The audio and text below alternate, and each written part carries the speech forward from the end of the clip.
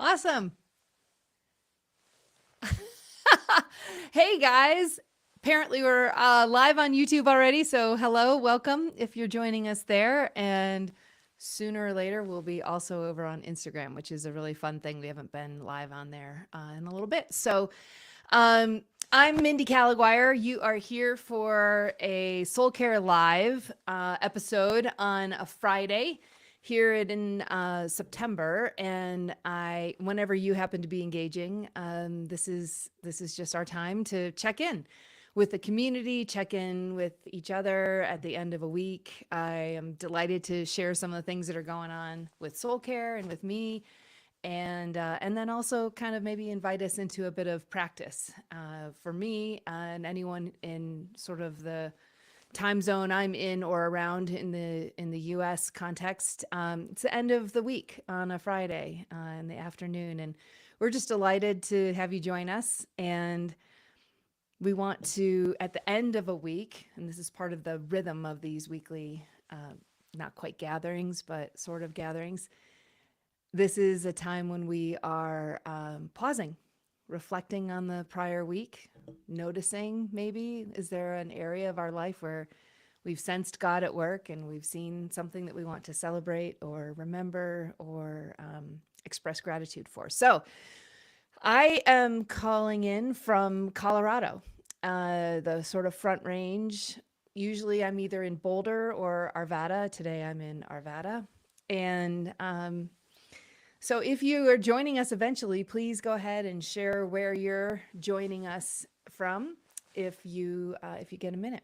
And so the practice we want to enter into is to reflect on the week.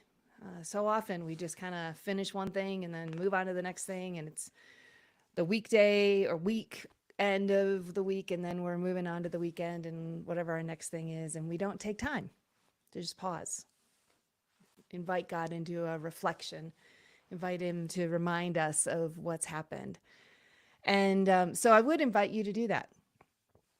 Maybe get a little quiet if that helps you, kind of lower the noise floor for a bit, and see if something comes to mind that you're particularly grateful for, or maybe has been hovering below the surface of your kind of awareness as a concern, something that's been heavy on your heart.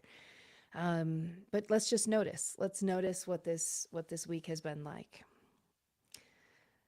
For me, I can offer, and go ahead and add anything into a chat or whatever, or write it down in your journal, just to be remembering I've written some of this down in my journal and ahead of time. So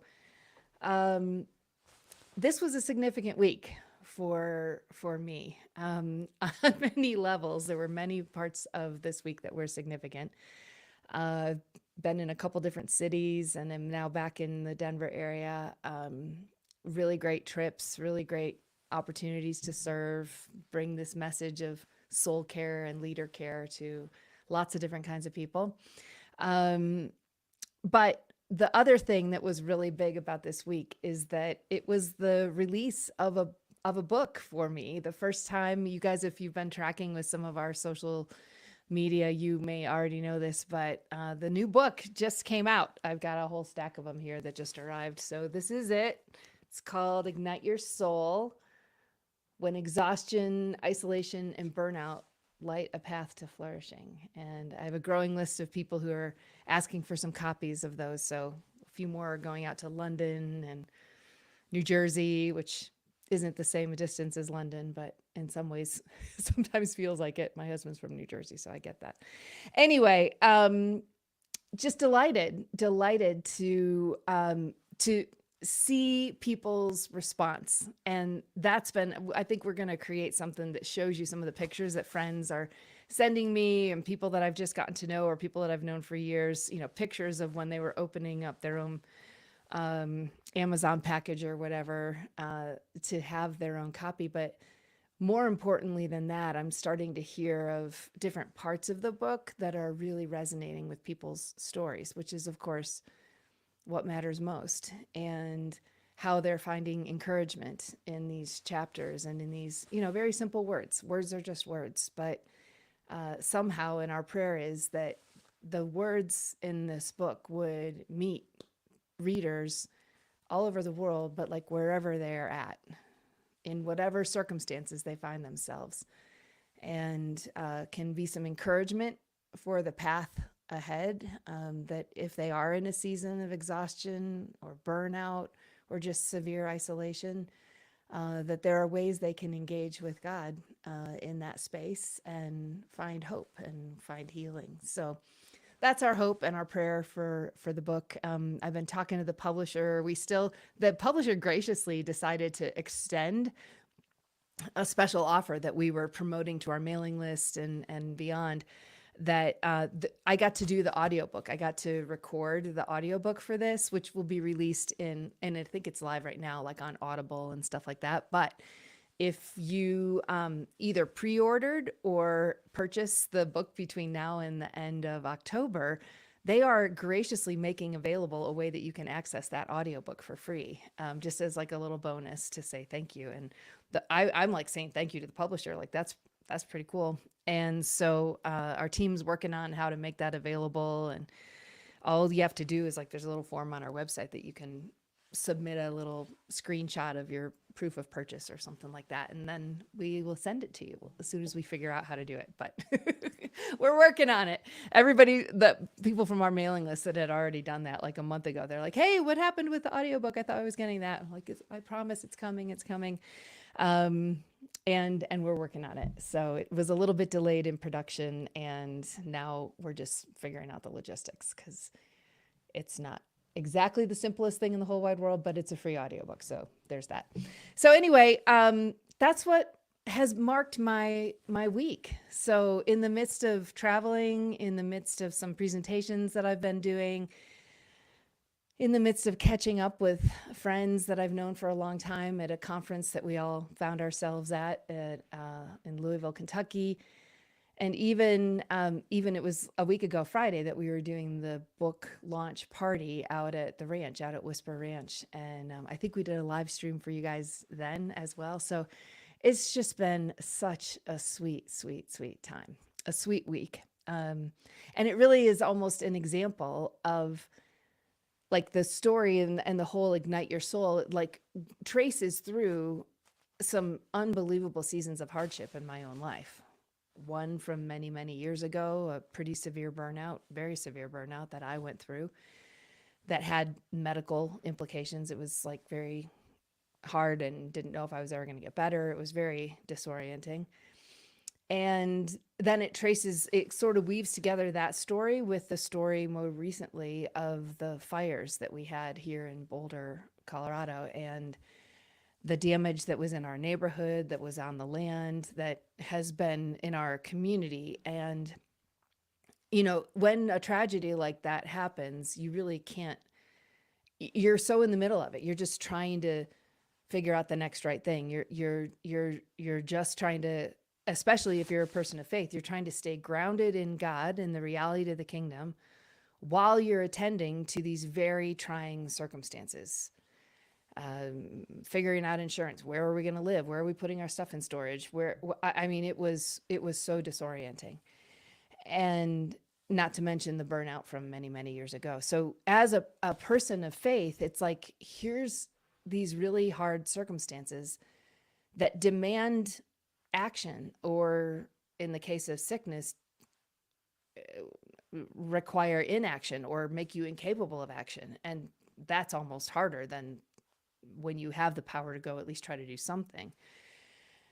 And maybe you're in that place today. Maybe you've had physical symptoms of burnout in your own life. Maybe you are just trying to make it through a traumatic event that requires action and doesn't have a clear path forward. So what I'm mostly wanting you to hear is, who could imagine that now, almost 30 years later from that season of such painful, confusing loss, and now about 2.5 years after the very severe fires and everything that came from that, I'm in a week of celebration and a time of seeing that the pain and hardship that I went through in those different seasons might make a difference in someone else's journey. And so that's the hope and prayer of this book. So it's a fun week for me. I've written other books in the past, but it's been over 11 years since a book came out, and so it's really fun. It's a different world. It's a different world of how audiobooks happen now and how we use different mechanisms to invite people into experiencing it. And like even our online community has only been around for like 3 years. And so now we've got, I don't know, it's like 230 or 40 people that are part of this online book club. And we're figuring out how to make meaningful conversations in both a weekly Zoom call on Sundays at noon Mountain Time. Feel free to join us if you're in. But then in an asynchronous way, like how can we prompt readers through this online book club with different questions that come up in the chapters and invite people to be processing in some, maybe some vulnerable ways in it's not like Facebook. It's like a contained space for a focused conversation. So anyway, it's a sweet season, a sweet week where we're seeing what we thought was the case. And that was that there is a big need in our world right now to address burnout and exhaustion and isolation from a standpoint of offering hope. One of the things that I thought was so funny is somebody was interviewing me about the book, and he said, I was really curious about your subtitle because I kind of thought it was going to say something else. And I immediately knew what he meant, but I hadn't thought of it prior to that. And I was like, oh, you probably thought it was going to say when exhaustion, isolation, and burnout get the best of you or something like that.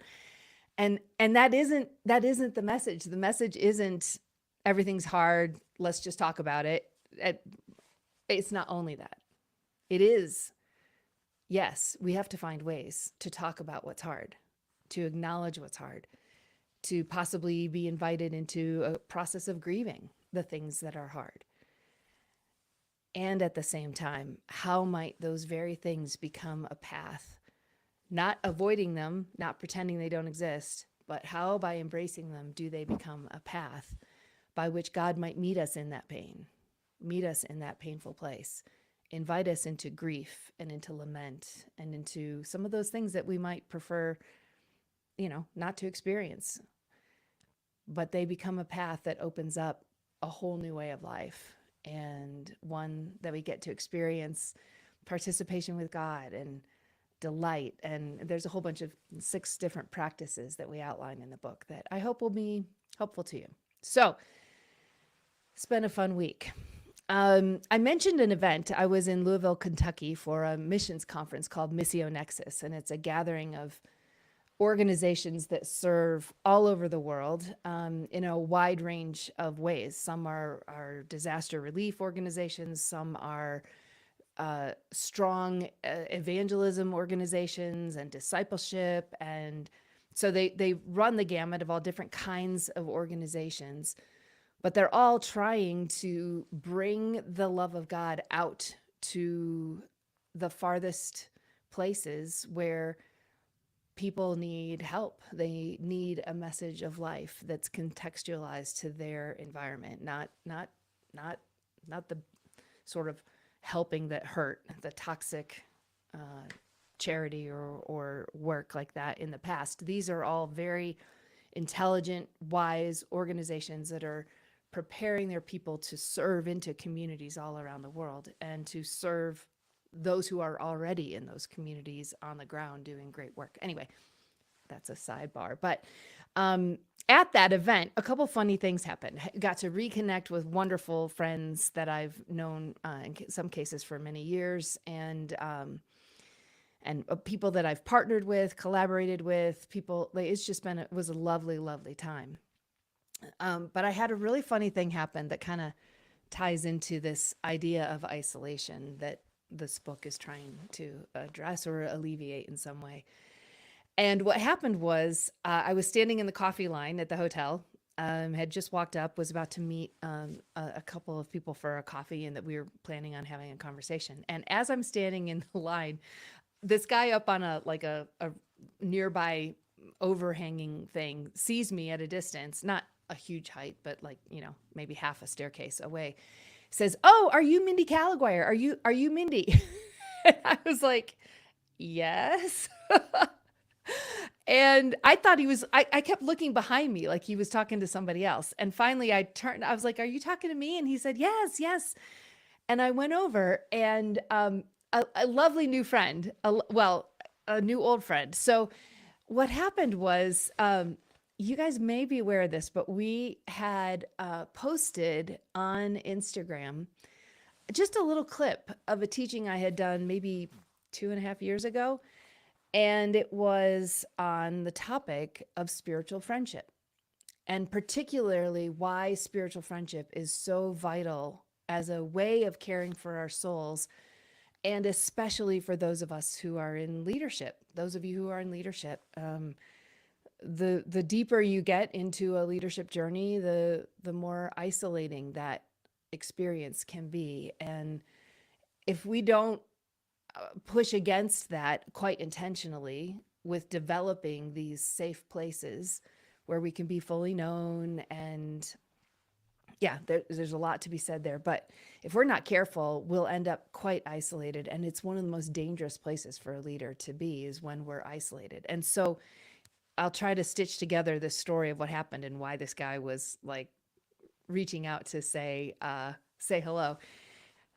A week earlier, he had seen this on not, well, it's an Instagram reel, but we had posted it on LinkedIn.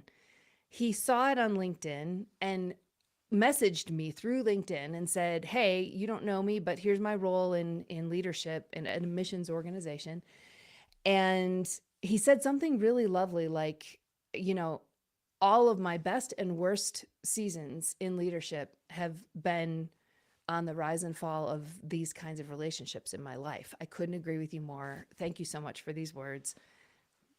That was it. It was no like, "Hey, we'll maybe talk someday." None of that. It was just like, "Hey, thanks for this offering. I've sent it to other friends, and I think this is a really important thing." So that was really encouraging. Well, this was the guy. So he recognized me from that video from like 2.5 years ago.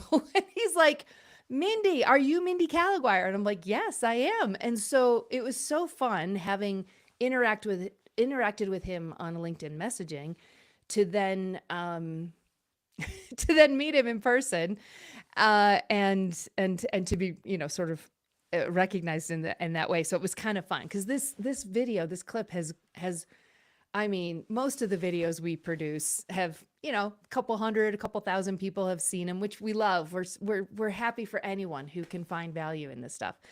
But this one has just been blowing up, and it's our team. We're looking at each other going, "Why is this blowing up?"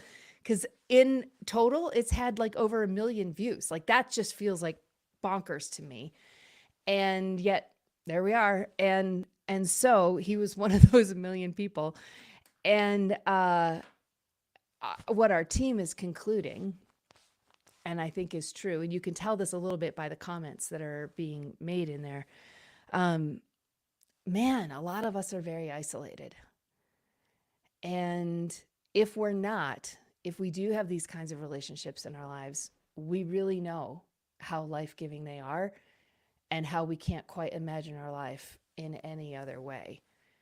And so, yeah, I think that's why there's such resonance with this topic, with the topic of spiritual friendship. And I think on another one of our Fridays, it would be good to even just highlight this as a topic. Leaders, we have got to be anyone, because anyone's a leader. If your soul is in a good place, and hopefully if you're part of this community, your soul is getting healthier and healthier. And if your soul's in a good place or getting there, you can't stop the influence that's going to happen in your life, because you become just influential. You become magnetic. You have a life. You have a hope. You have a sincerity. You have all kinds of things that are what our world really needs right now. And so that is going to be influential. You don't sign up for it. That's just what's going to happen. And so that's a whole other topic of things we could say about that. But as you are carrying influence, it's vital to be surrounded with at least a few, at least one safe place where you can be known, fully known. So we might address that fully on one of these Fridays, just as a whole topic to consider. Um, yeah. So anyway, it was fun to meet people. I see we have a note from Ingrid. Ingrid, it's fun to have you here from Nashville. I'm glad that this has been a message of encouragement for you in your faith journey. I think I got to meet you at the semi-silent retreat or the book club or both. I don't remember, but those were like one day right after the other, so I get them mixed up. But anyway, lovely to have you here. And yeah, and so the one kind of last thing I wanted to bring up before our team at 3:30 local time here, Mountain Time, always has we called it, it was our weekly wins and beer 30. So, but you can have whatever beverage of choice you want. I don't drink beer myself, but the one last thing I wanted to mention, and it does sort of relate to spiritual friendship and leadership, is several people asked me at this conference, and I also received an email from somebody I spent a fair amount of time with, again, about a year and a half, maybe 2 years ago. And at one occasion where we met, but we had a really deep, in-depth conversation. And the question I got, and his email this week would have presumed, is whether or not soul care as a concept or soul care as an organization, our team, et cetera, really has any application in a business or non-ministry context. And I really want everyone to know, absolutely yes. Yes. Everything we're talking about applies where there are human souls. Where human souls exist, the message of soul care will be beneficial. And many of the needs that are my and our team's quite firsthand experience in ministry leadership, so we often speak out of that context, are equally true in a marketplace context. I've spent probably in total 12 to 15 years of my own vocational journey in a completely marketplace context. And, you know, I'm the same person, whether I'm working for a ministry or working for a company. And we all show up as team members or as leaders in either context. And the same relational dynamics are at play, the same spiritual dynamics or very similar spiritual dynamics are at play. And, you know, one person said, I think it was just this past week, said, when asked about whether or not people in the marketplace role, you know, they're leading at a software company or they're leading at a or working as a electrician, a plumber, a doctor, a lawyer, whatever is their vocation. If you are a follower of Jesus, then you are still part of what God's plan for redeeming and restoring our world is, and you bring the energy of the kingdom of the living God into whatever that context is. This is a whole major realm of great thought leadership that a lot of organizations are helping us integrate our understanding of who we are in a workforce capacity and who we are as a person as a follower of Jesus. And so, vitally important topic. From a soul care perspective, we believe there's equal need to support leaders and anyone in both contexts, and we're happy to do so. I would say most of our work right now is in that ministry context, but there are other organizations that are interacting with us increasingly, and we're thrilled for that to be happening.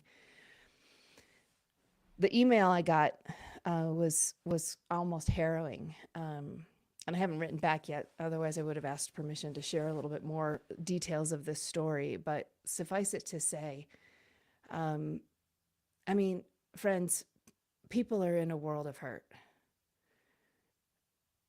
Marriages are struggling. uh, founders of new companies trying to make cash flow work, trying to get capital deployed to their new venture. I physical symptoms of running on, in our context, we would say jet fuel for too long. Um, it will come out in your body. The deficit, we're just not made to live that way. Yes, we have the capacity to do amazing things, and a big surge of adrenaline can get you through all kinds of crises and traumatic situations that allow a near superhuman strength to come to the fore and solve a problem, get you through a season, etc. We're made, God has wired the human to function that way, and that's good, it's not bad. But when we use that as our regular fuel to keep us going, day in and day out, week in and week out, month in and month out, and then year in and year out, I know where it landed me. And to hear this precious friend describe some of the physical manifestations of having lived that way for so long, guys, I'm so happy he emailed. I'm so happy we had that conversation a couple years ago, and he thought to reach out.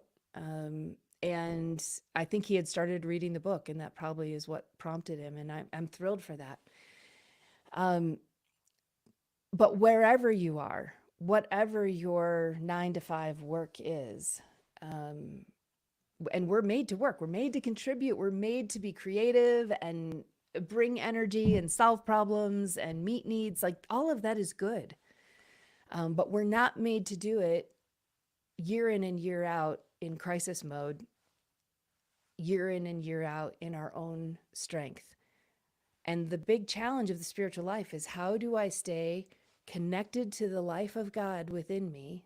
How do I remain alive to God in the midst of whatever the circumstances are around me? And friends, that is the reality of the kingdom of the heavens. That is what allows us to receive from Jesus his life, so that we are moving through our very real lives with a non-anxious presence, with a generosity of spirit, with an ability to love our neighbor and our enemy. How are we becoming those kinds of people? And that shows up in any kind of vocational context. And so, yeah, if you're in a rough patch, in a rough season, you're welcome here. Welcome to the club of broken and at times brokenhearted, who have been on a redemptive journey and are finding strength in God. So yeah, I hope you'll journey with us through the book, through our online collective, through just engaging with the soulcare.com. If you're not on our mailing list, drop on that. We have a thing just went out this morning again. Every Friday morning, the team pulls together a beautiful, accessible reflection guide that doesn't take you an hour and a half to work through. You can kind of scan it, read it as you're starting your day. And I think it goes out like by time zone, wherever you are, which is kind of cool. So it should hit everybody in the morning, wherever morning is for you. And I know, can you believe what technology can do? But we don't know what time zone you're in, but apparently the cyber world does. And so please connect with us. Please take advantage of the resources that are being built and will continue being built. We have lots of exciting projects coming up in the future. But we'd love for you to engage with this conversation. All right, I told you it was Beer 30. We like to do a weekly win. If you're still in here, I'd love to know if you have a win. If you have a win to share in the chat, if you have a win from this week that you'd like to share. You've heard me kind of going on about some of the wins that I would say. For me, other than all that other stuff, I was able to partner with the ECFA, who is one of our core partners at Soul Care. and share presenting with them on the value of leader care, or the role of leader care in organizational governance, which normally those two don't go together, but increasingly it's vital that they do. So that was a really fun win, to be able to present with them and field questions from the folks that are members of and accredited by the ECFA. Because what ECFA is all about is, sort of supporting trust and trustworthiness in organizations. So something fun to think about. But that was a win for me. And I don't have a beer, but our producer said I did need to let you know that I have my weekly win beverage, my little glass of wine. So whatever it is for you, join us. If you haven't been, Ingrid, I hear you saying something here about how you're doing okay and better now. Love it. Yep. Oh, you've been on the road visiting grandchildren. Is that your win? Or do you have another win? Because visiting grandchildren is a new category for me. And oh my goodness, that's a win. We have Samuel Shepherd Callagwire, the first grandchild. So he's pretty special and squishy and precious. And so I'm glad to hear you're visiting grandchildren, Ingrid. That's great. So it's the end of this week. If you have a win, you can type it in here and share it. If not, whenever you happen to be encountering this, I do hope you'll pause, notice in your own soul something for which you can be grateful and celebrate. Yes. Turns out Josh, my son, the father of Sammy, is also listening. Hey, Josh. And Josh says that Sammy is his win. All right. Send me a picture to prove it. Oh, guys, I love doing this with you. Cheers to the end of another week. And Godspeed. We'll see you next week. We'll have more things to share on the journey. Yeah, but the Lord bless you and keep you. The Lord turn his face toward you and give you peace. Yeah, forever. Amen and amen. Bye, guys.